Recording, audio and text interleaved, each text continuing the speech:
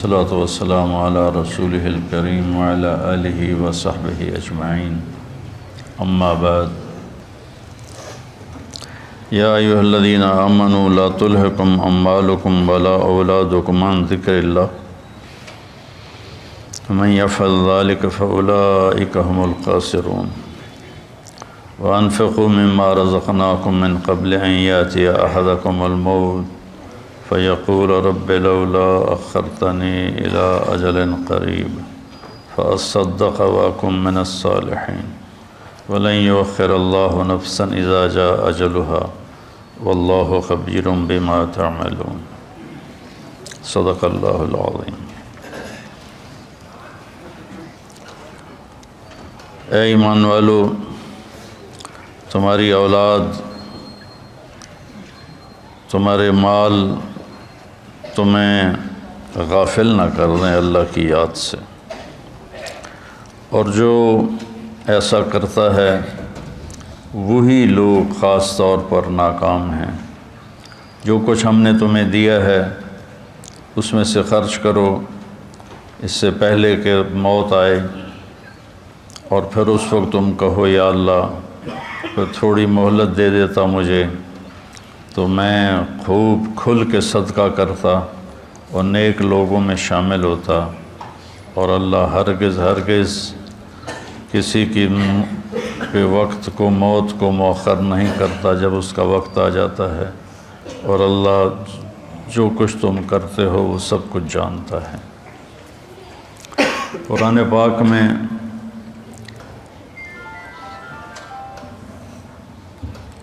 اللہ ایک تو خطاب کرتا ہے یا ایھا الناس، اے لوگو، پھر ایک خطاب کرتا ہے یا بنی آدم، اے آدم کی اولاد، پھر ایک خطاب کرتا ہے قل یا ایھا الذین ھادوا، اے یہودیو، پھر اللہ کہتا ہے یا اہل الکتاب، اے اہل کتاب، پھر اللہ تبارک و تعالی کہتا ہے یا ایھا الذین کفروا، اے وہ لوگ جنہوں نے کفر کیا، اور ایک اللہ کہتا ہے یا ایھا الذین آمنوا، اے ایمان والو۔ یہ جو اللہ کا خطاب ہے یا ایھا الذین آمنوا، یہ خاص طور پر اللہ تعالیٰ نے ہم سے بات کی، آپ سے بات کی، کہ پوری دنیا میں اس وقت 8 ارب کے قریب آبادی ہے، جس میں 1.5 ارب مسلمان ہیں، تو اللہ ان سے کہہ رہا ہے، باقی سب سے بات نہیں کر رہا، اب صرف ان سے کہہ رہا ہے جو لا الہ الا اللہ محمد الرسول اللہ کی گواہی دیتے ہیں۔ تو اللہ ان سے کہہ رہا ہے کہ اے ایمان والو، تو کوئی اسپیشل بات ہے جو اللہ کہنا چاہتا ہے، تو اللہ پہ قربان جاؤں کہ 1 کم 90 بھی پورا نہیں۔ یا ایھا النبی قائم مقام ہے یا ایھا الذین آمنوا کے، لیکن اگر ہم یا ایھا الذین آمنوا دیکھیں تو کل 99 دفعہ، اور اس میں بھی تکرار ہے، یا ایھا الذین آمنوا اتقوا اللہ حق تقاتہ، یا ایھا الذین آمنوا اتقوا اللہ ولتنظر نفس ما قدمت لغد واتقوا اللہ۔ تو اس میں بھی یہ نہیں کہ 89 آیات میں ہر دفعہ الگ الگ حکم ہے، نہیں، ان میں تکرار بھی ہے۔ کئی دفعہ ایک حکم کو اللہ یا ایھا الذین آمنوا کے ساتھ بیان فرماتا ہے۔ تو یہ سلسلہ چل رہا ہے کہ اللہ یا ایھا الذین آمنوا کے بعد ہم نے کیا کہتا ہے، تو ہم پیچھے سے شروع ہوئے ہیں، 29ویں پارے سے پیچھے کی طرف آ رہے ہیں۔ تو سب سے آخری جو یا ایھا الذین آمنوا ہے وہ ہے، یعنی شروع کرتا ہے اللہ یا ایھا الذین آمنوا لا تقولوا راعنا، یہ سورہ بقرہ میں ہے کہ اے ایمان والو میرے نبی کو راعنا مت کہا کرو۔ اس میں آداب نبوت ہیں کہ نبی سے کلام کرنے کے کیا آداب ہیں، عام آدمیوں کی طرح ان سے بات نہیں ہو سکتی، اس کے آداب ہیں۔ اور آخری یا ایھا الذین آمنوا ہے یا ایھا الذین آمنوا توبوا الی اللہ توبۃ نصوحا، اے ایمان والو اللہ کی بارگاہ میں سچی توبہ کرو۔ نصوحا میں بڑی لفظ نصوحہ میں بڑی تسلی ہے، بہت بڑی تسلی ہے کہ توبہ اگر ٹوٹ جائے اور تم کر لو تو پھر اللہ جوڑ دے گا، پھر ٹوٹ جائے پھر تم سچے دل سے کر لو پھر اللہ قبول کر لے گا۔ میرے نبی کا فرمان ہے کوئی دن میں 70 دفعہ بھی توبہ توڑے اور 70 دفعہ توبہ کر لے تو اللہ اس کی توبہ خوشی سے قبول فرماتا ہے، جیسے پہلی توبہ کو قبول کرتا ہے ویسے ہی 1000ویں توبہ کو بھی قبول فرماتا ہے، چونکہ اللہ پر ہمارے گناہوں کا اثر کوئی نہیں ہوتا۔ میرے اوپر زیادتی ہو تو میں معاف کرنے میں دیر کیوں لگاتا ہوں کہ میرے اوپر اس کا اثر ہوتا ہے، تو مجھے معاف کرنا مشکل نظر آ۔ احضرت الانفس الشح، اللہ تعالیٰ نے بھی کہا کہ معاف کرنے میں تمہارا جو نفس ہے نا وہ بڑا کنجوس اور بخیل واقعہ ہوا ہے۔ تو میں اس لیے معافی میں دیر لگاتا ہوں کہ اگلے کی زیادتی کا ہمارے اوپر اثر ہوتا ہے، اس اثر کو زائل ہونے میں وقت لگتا ہے۔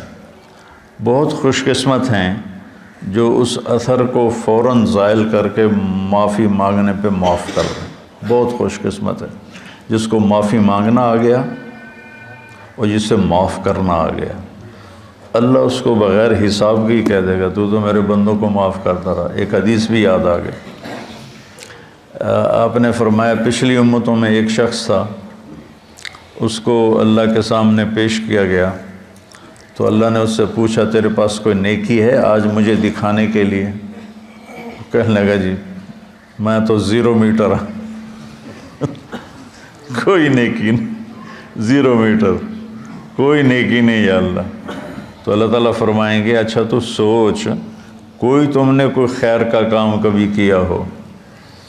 وہ کہے گا کیتا ہی کوئی نہیں تو دساں کی یا اللہ، بس ایمان دا بول ہے میرے کو اور کچھ بھی نہیں۔ پھر اللہ فرمائیں گے اور غور کر، تو پھر تھوڑی دیر کے بعد وہ کہے گا یا اللہ میں تاجر تھا تھوک کا، تو میں لوگوں کو مال دیتا تھا، جس کو گھاٹا پڑ جاتا تھا اس کو میں معاف کر دیتا تھا۔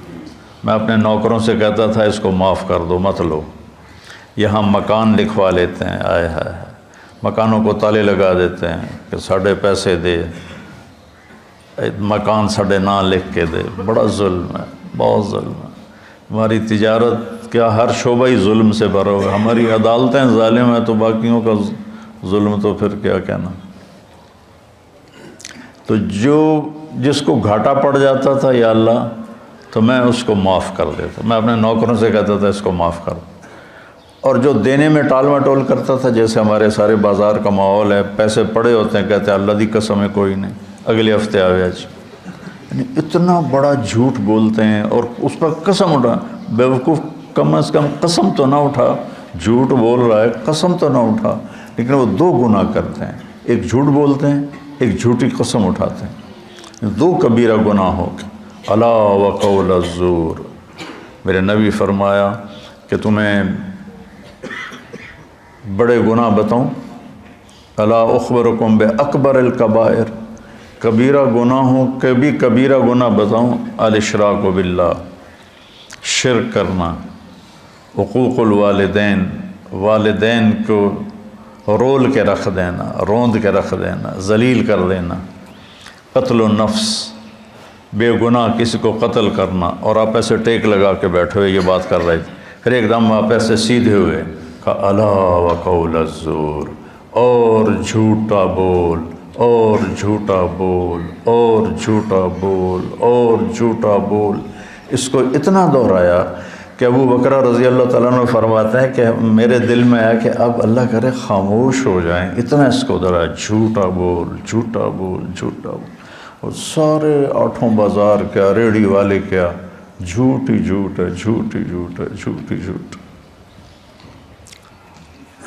تو وہ کہنے لگا یا اللہ جو تو دے نہیں سکتا تھا اس کو معاف کر دیتا تھا، جو دے سکتا تھا ٹال مٹول کرتا تھا، مجھے پتا ہے دے سکتا نہیں دیندہ پیا، تو میں اپنے نوکروں سے کہتا تھا جھگڑا نہیں کرنا، جب دے دے ٹھیک ہے، جب دے دے ٹھیک ہے، جھگڑا نہیں کرنا، باقی میرے کو کوئی شے کوئی نہیں، نماز نہیں، روزہ نہیں، حج کوئی نہیں، زکوٰۃ کوئی نہیں، ذکر کوئی نہیں، تلاوت کوئی نہیں، تہجد کوئی نہیں، کوئی شے کوئی نہیں، کہ یہ ایک گل ہے، تو اللہ تعالیٰ فرمائیں گے واہ میرا بندہ، تو میرے بندوں کو بڑی سہولت دیتا رہا، تو آج میں بھی تمہیں سہولت دیتا ہوں، چل بے ٹکٹا ہی جنت جا،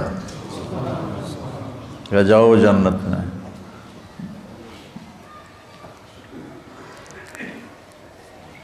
تو اللہ کو تو پرواہ نہیں نا، اللہ اثر سے پاک ذات ہے، لہذا وہ فوری معاف کر دیتا ہے۔ میرے اوپر اثر ہوتا ہے تو میں دیر لگاتا ہوں۔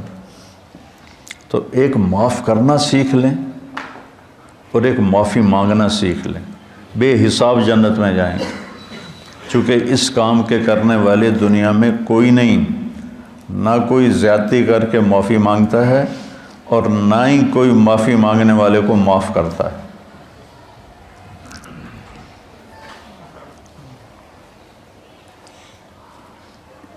تو اللہ تعالیٰ نے توبۃ نصوحا، توبوا الی اللہ توبۃ نصوحا، اے ایمان والو توبہ نصوح کرو۔ نصوح کسے کہتے ہیں؟ سینے کو، ناصح درزی کو کہتے ہیں، ناصح درزی، آج کل خیاط کہتے ہیں، پرانی عربی میں ناصح کہتے ہیں، ناصح ناصح ہوتا ہے، اور من صح سوئی کو کہتے ہیں۔ تو یہ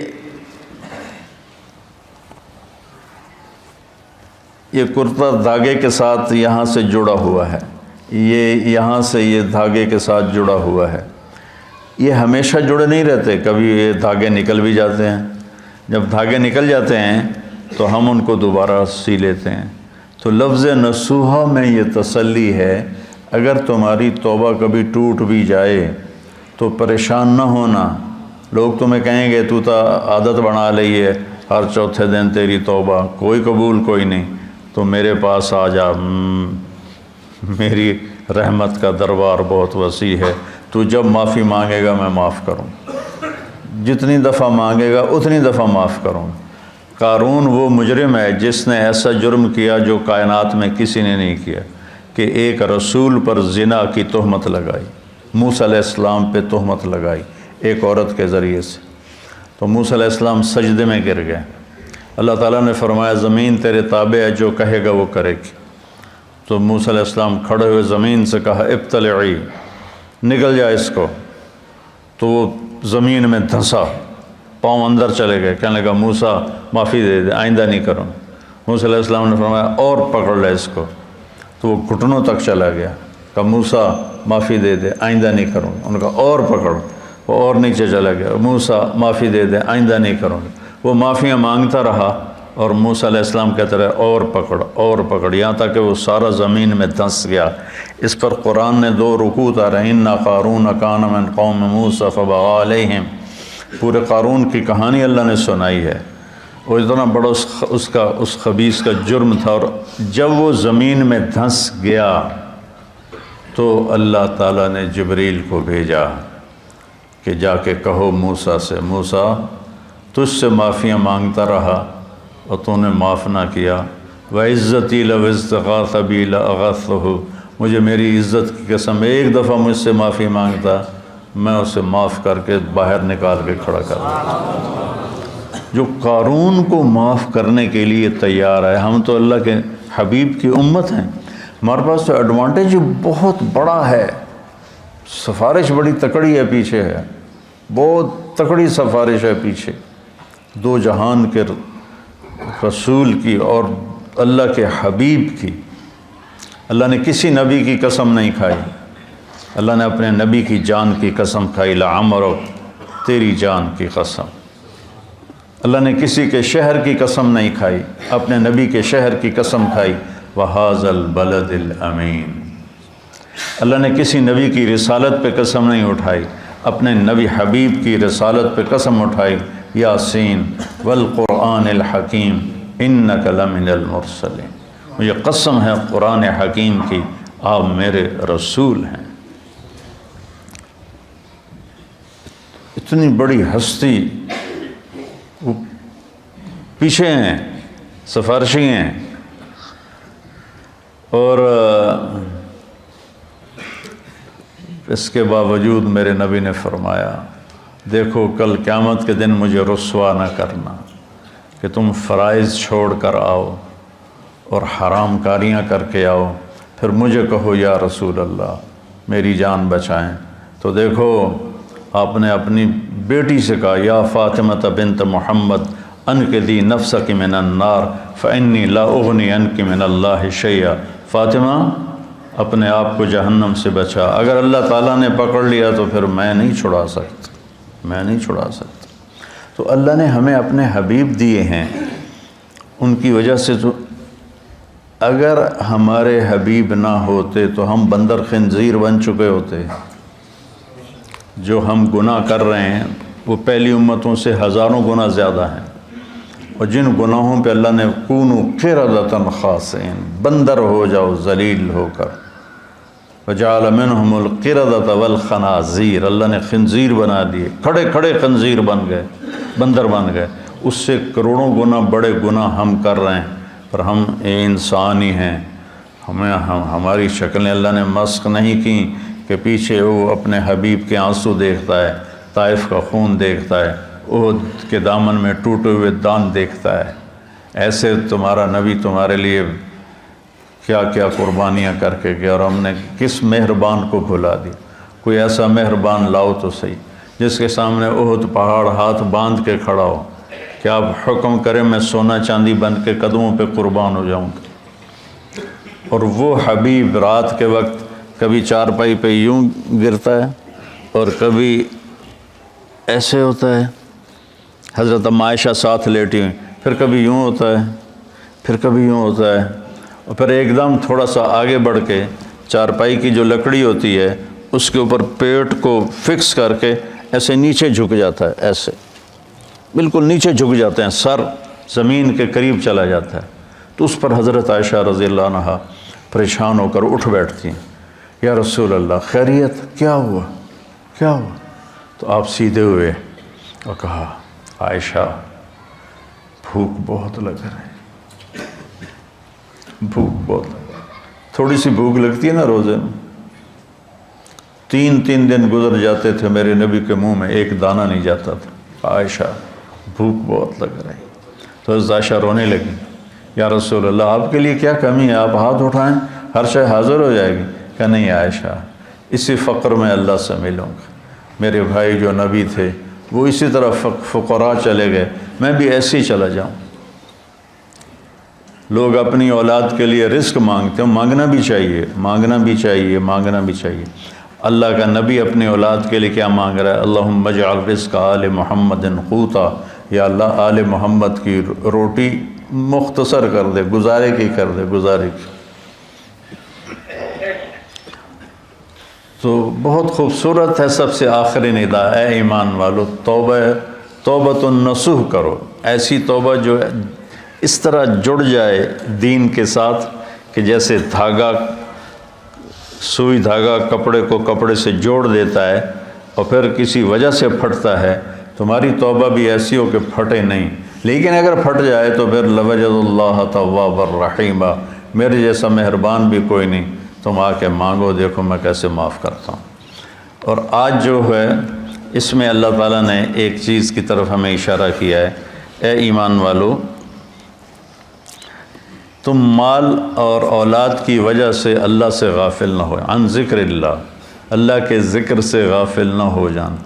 ذکر سے مراد سبحان اللہ والحمدللہ نہیں ہے، وہ بھی ہے،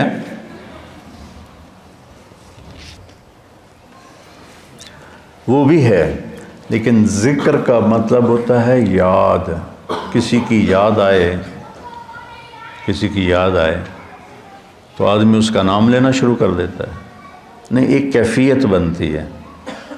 یہ بچے یہاں رہتے ہیں، لمبا عرصہ رہتے ہیں تو ان کو گھر کی یاد آتی ہے لیٹے لیٹے، تو یہ کیا کہتے ہیں گھر گھر گھر گھر گھر گھر ہے، نہیں ایک کیفیت ہوتی ہے، کیفیت ہوتی ہے۔ تو وہ یاد، تو جب میں نے رائمنڈ میں زندگی دی تھی تو جب میری 1971 سے اللہ نے مجھے اس راستے میں قبول کیا، جب شادی ہو گئی، شادی کے بعد جب میں رائمنڈ گیا تو اب مجھے ہر چیز کھانے کو آئے، اور مجھے بیگم یاد آئے، مجھے گھر یاد آئے، تو اب میں بیٹھ کے کیا کرتا تھا، بیگم بیگم بیگم بیگم بیگم بیگم بیگم بیگم بیگم بیگم ہے، یاد ذکر ایک کیفیت ہوتی ہے، ذکر ایک کیفیت ہوتی ہے، اس کیفیت کا نام ہے ذکر۔ وہ جو یاد کر کے آپ کو ایک کسک محسوس ہوتی ہے، ایک ہوک سی دل میں اٹھتی ہے، ایک درد جگر میں ہوتا ہے، ہم رات کو اٹھ روتے ہیں، جب سارا عالم سوتا ہے، وہ جو ایک کسک محسوس ہوتی ہے اور ایک اندر میں ایک اداسی کی کیفیت بنتی ہے، اس کو ذکر کہتے ہیں۔ پھر سبحان اللہ بھی ذکر ہے، الحمدللہ بھی ذکر ہے، لا الہ الا اللہ بھی ذکر ہے، اللہ اکبر بھی ذکر ہے۔ لیکن آدمی ہر وقت تو کام کر رہا ہے، ہر وقت تو یہ نہیں زبان سے کہہ سکتا، کام میں مشغول ہوتا ہے۔ تو ہتھ یار کارول دل یار ول، ہتھ کارول، کار ہے کار نہیں، کار پنجابی والا، کوئی جس سے ہم کوئی تجارت کر رہا ہے، کوئی زراعت کر رہا ہے، کوئی کھیتی باڑی کر رہا ہے، اس کو کہتے ہیں کاروبار نہیں کہتے کاروبار۔ تو ہتھ کارول دل یارول، اس کو ذکر کہتے ہیں کہ آپ کے دل میں اللہ کی یاد سمائی ہوئی ہو، اور آپ کی تجارت آپ کو جب کوئی غلط کام ہونے لگے تو اللہ کی یاد سامنے آ جائے۔ لا تلہکم، تمہیں غافل نہ کرے تمہارے مال اور تمہاری اولاد کے لیے حرام کٹھا کرنے کا منصوبہ بنا لیا تو آگے اللہ آ جائے، میرا بندہ میں جو تیرا رب بیٹھا ہوں خزانے لے کر، میں نے کیا کرنا ہے ان خزانوں کو، تیرے لیے ہیں، نہ کر۔ اور اگر تو نے ایسا کر لیا تو پھر تیرے سے بڑا ناکام کوئی نہیں۔ یا ابن آدم خلقت السماوات والارض ولم اعی بخلقہن، میرے بندے میں نے 7 آسمان 7 زمینیں بنائی، میں کوئی نہیں تھکا۔ وہ سن دے پہ ہو کہ میں کوئی نہیں تھکا۔ افیعینی رغیف عیشا اسوقہ الیک، تو تمہیں روٹی کھلا کے میں تھک جاؤں گا؟ ہائے ہائے۔ یا ابن آدم لی علیک فریضہ ولک علی رزقک، ایک کام تیرے ذمے ایک میرے ذمے، تو میری مان یہ تیرے ذمے، تجھے رزق پہنچانا میرے ذمے۔ آج تم کہتا ہے کہ سود نہیں ہوگا تو کاروبار کیسے چلے گا، جھوٹ نہیں بولوں گا تو بازار میں کیسے بیٹھ سکوں گا، اور اگر میں صحیح تولوں گا تو پھر میرا پروفٹ کم ہو جائے گا۔ اچھا مجھے یہ بتا، اللہ کہتا من اوصل الیک الغذاء وانت جنین فی بطن امک، جب تم ماں کے پیٹ میں پردوں میں چھپا ہوا تھا، اس وقت تمہیں رزق کون دے رہا تھا، کون پہنچا رہا؟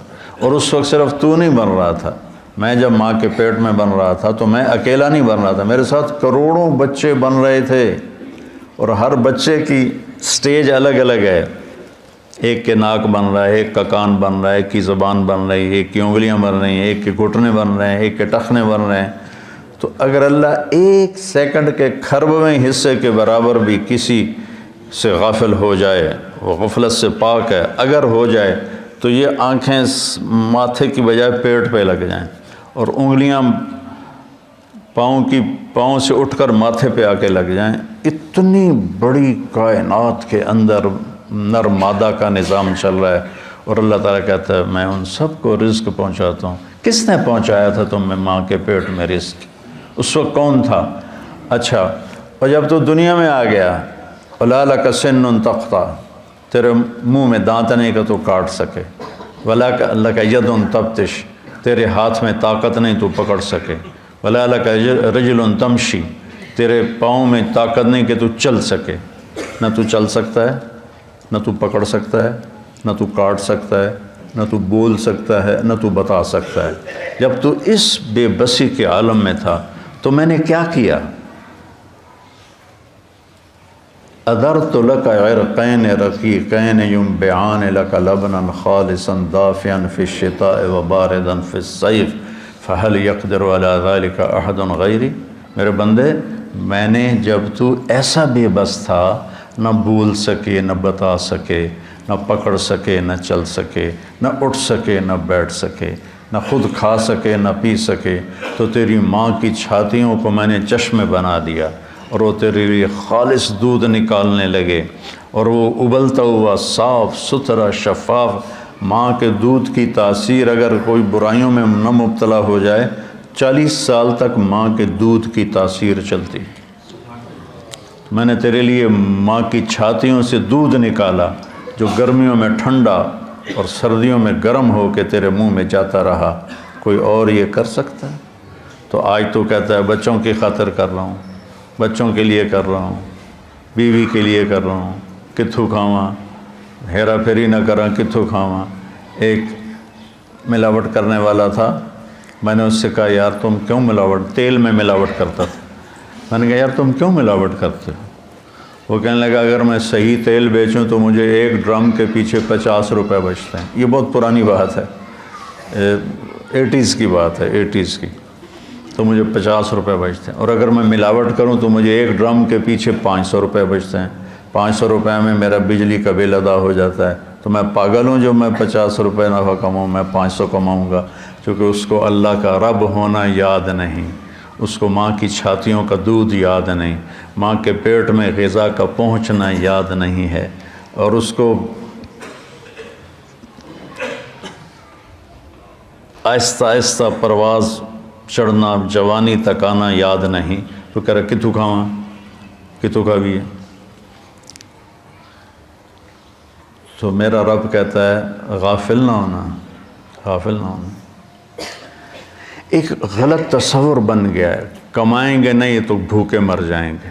نہیں، کمانے کا حکم ہے، حلال کمانے کا ہے، صحیح کمانے کا ہے، لیکن ادھر یقین بن گیا ہے کہ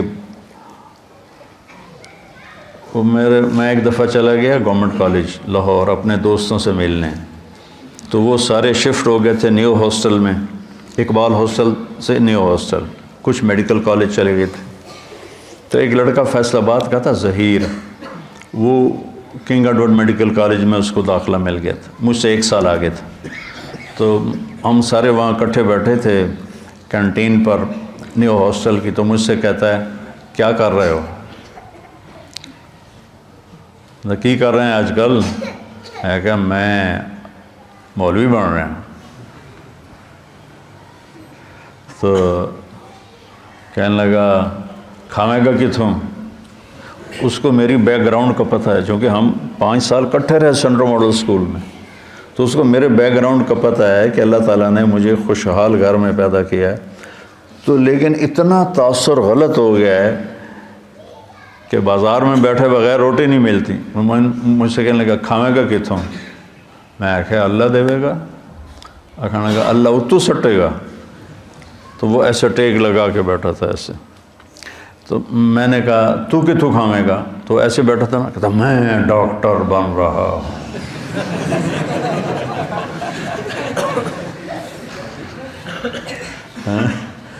لوگوں دے پیشاب ٹیسٹ کر کر کے تو روٹی کھا سکنا ہے، میں قرآن پڑھا کے روٹی نہیں کھا سکتا۔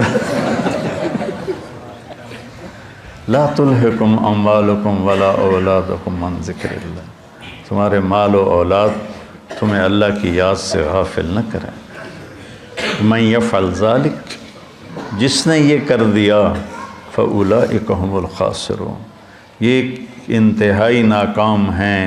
ہم فاولئک اور ہم اور الخاسرون، تینوں معرفہ کے لفظ لا کر اللہ تعالیٰ نے ہتھوڑے پہ ہتھوڑا مارا ہے کہ یہی ناکام ہیں جو پیسے تعس عبد الدینار وعبد الدرہم وعبد القطیفہ۔ میرے نبی جیسا کریم حبیب شفیق مہربان نبی اتنے جلال میں ہے، بخاری شریف کی روایت ہے کہ آپ نے کہا برباد ہو جائے سونے پہ ایمان کو بیچنے والا اور چاندی پہ ایمان کو بیچنے والا اور دنیا کی رنگینیوں پر ایمان کو بیچنے والا ہلاک اور برباد ہو جائے۔ تائس وانتکس، ہلاک و منہ کے بل گرے، وَإِذَا شِيكَ فَلَن تُقِشْ، اور اگر اسے کوئی کانٹا بھی چبھے تو کوئی اس کا کانٹا نکالنے والا نہ ہو۔ اتنے غصے میں آپ نے یہ بد دعا فرمائی۔ تو میرے بھائیو، کتنا کٹھا کریں گے؟ بہت کٹھا کر لیا، قارون کی طرح اتنا مال کٹھا کیا کہ جس کی انتہا کوئی نہیں، لیکن جب موت کے ساتھ ٹکر کھائے گا زیرو ہو جائیں گے۔ 1 سیکنڈ پہلے طارق جمیل کا لایا جا رہا ہے، 1 سیکنڈ کے بعد اس کو کہہ رہے ہیں ڈیڈ باڈی، نام کو نہیں لے رہا، میت، ڈیڈ باڈی، جنازہ. اور ہمارے دیہاتوں میں کہتے ہیں منجی آ گئی، یعنی کہ جنازہ، منجی آ گئی، چارپائی آ گئی. 1 سیکنڈ پہلے ایک شخص نے اپنی بیوی، بعضے ہوتے ہیں نا بے وقوف نادان جو بیویوں پہ پابندی لگاتے ہیں کہ تو نے ماں باپ سے نہیں ملنا، ماں باپ کے گھر نہیں جانا.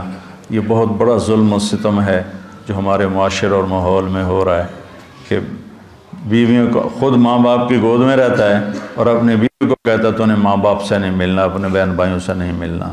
ایک بیچ میں اضافی بات آ گئی. تو ایسے ہی ایک بیوقوف خامن نے بیوی سے کہا کہ تو ماں باپ کے گھر گئی تو تمہیں 3 طلاق. وہ رک گئی بیچاری گھر بچانے کے لیے. ایک دن اس کا والد فوت ہو گیا اچانک، تو اس نے کہا طلاق ہوتی ہے تو ہو، میں باپ کا چہرہ دیکھے بغیر تو اسے رخصت نہیں کروں گی. تو چلی گئی. تو عام لوگوں میں، خاندان میں بات پھیل گئی کہ طلاق ہو گئی.